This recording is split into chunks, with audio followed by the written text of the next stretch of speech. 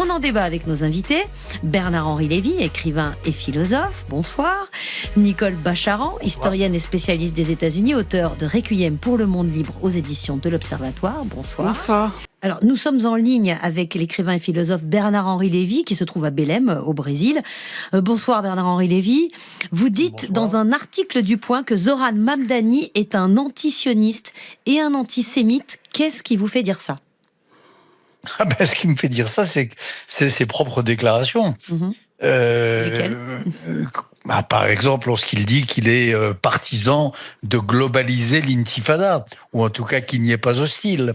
Ou bien quand il déclare que lorsqu'un New-Yorkais sent sur la nuque la botte d'un policier de la NYPD, cette botte a été lacée comme un lacet par l'armée israélienne. NYPD, c'est la police de New York, je précise.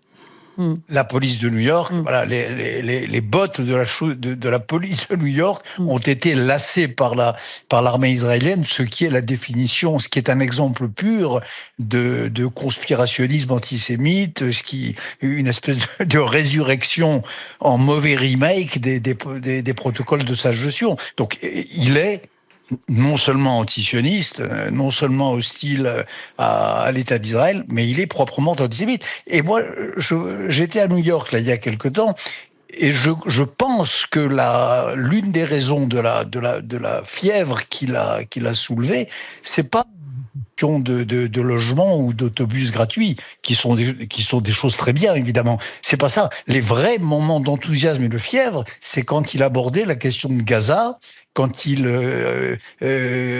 abordait la question de l'intifada, du terrorisme, etc. Là ont été, comme dans les meetings insoumis en France, c'est à peu près l'équivalent, là ont été les moments d'enthousiasme vraiment fervent dans les derniers jours de la campagne. Vous avez écrit dans une tribune dans le Wall Street Journal, la victoire de Zoran Mamdani mettrait en péril les Juifs et encouragerait les totalitaires du monde entier. Pour vous, les Juifs, à New York, risquent d'être la cible de discrimination, de violence, de menaces avec l'élection de Zoran Mamdani ? Écoutez, en tout cas, ce qui est certain, c'est que cette élection va être perçue par beaucoup de gens comme une libération de la parole, et quand la parole est libérée, les actes suivent. On le voit bien en France. Ça commence par la parole libérée de tel ou tel membre de la France insoumise, et ça arrive à un rabbin bastonné, une enfant violentée, etc. Aux États-Unis, je pense que avoir un maire qui vocifère sur le bien fondé de la globalisation de l'intifada, qui explique qu'Israël est un État illégitime, et que les Juifs en sont complices, ça ne pourra que donner des ailes aux tarés antisémites, bien sûr. Et c'est pas moi qui dis ça, c'est les Juifs de New York qui aujourd'hui le sentent très très profondément. Mais il y a aussi des Juifs à New York qui ont voté pour Zoran Mamdani et qui sont surtout des anti-Trump féroces. Oui, d'abord ils sont peu nombreux. Ensuite, un grand nombre d'entre eux ont compris que l'élection, alors pour des raisons complexes, encore que c'était pas une si mauvaise nouvelle que ça pour Trump de voir cet homme-là arriver à la mairie de New York. Vous disiez tout à l'heure dans le lancement du sujet que c'était un mauvais coup pour Trump.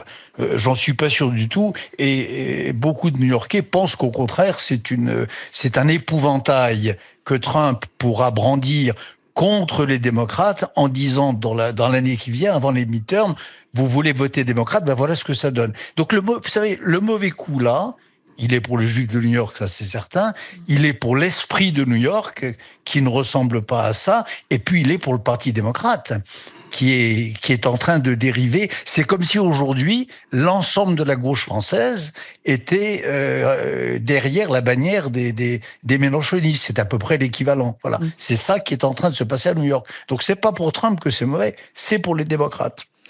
Merci beaucoup Bernard-Henri Lévy. Et on verra tout à l'heure que Trump, pour le coup, lui, il estime que c'est une mauvaise soirée quand même qu'il a passée et que les républicains ont passé. Comment Zoran Mamdani répond aux accusations d'antisémitisme ? Écoutez, il y a ce qu'il a dit et il y a ce qu'il n'a pas dit. Sa première réponse, c'est toujours de se plaindre d'islamophobie.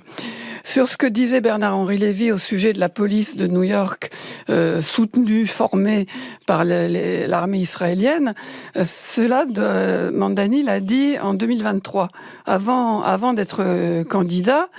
Et depuis, il essaye de se rattraper aux branches en disant c'est pas vraiment ça, parce que maire de New York, il est responsable de la police de New York, et c'est pas une ville facile. Et en fait, la réalité de ça, c'est que il y a beaucoup de polices, notamment des pays démocratiques, qui ont des séminaires, des formations, des échanges, notamment sur la lutte antiterroriste. Pour l'Europe, c'est le groupe Europol, et il y a la ville de New York et pas mal d'autres. Il y a aussi la police israélienne qui en fait partie. Donc dire dans la même phrase NYPD, la police de New York est quand même assez redoutable, appuyée, formée par les Israéliens, c'est vraiment une attaque antisémite basique. Effectivement, il soutient le boycott d'Israël. Sa campagne a reçu des fonds du Conseil des relations américano-islamiques qui est proche des frères musulmans. Il n'a pas condamné l'idée de globaliser l'antifada et il n'a pas demandé, quand la question lui a été posée, le désarmement du Hamas. Ça fait beaucoup.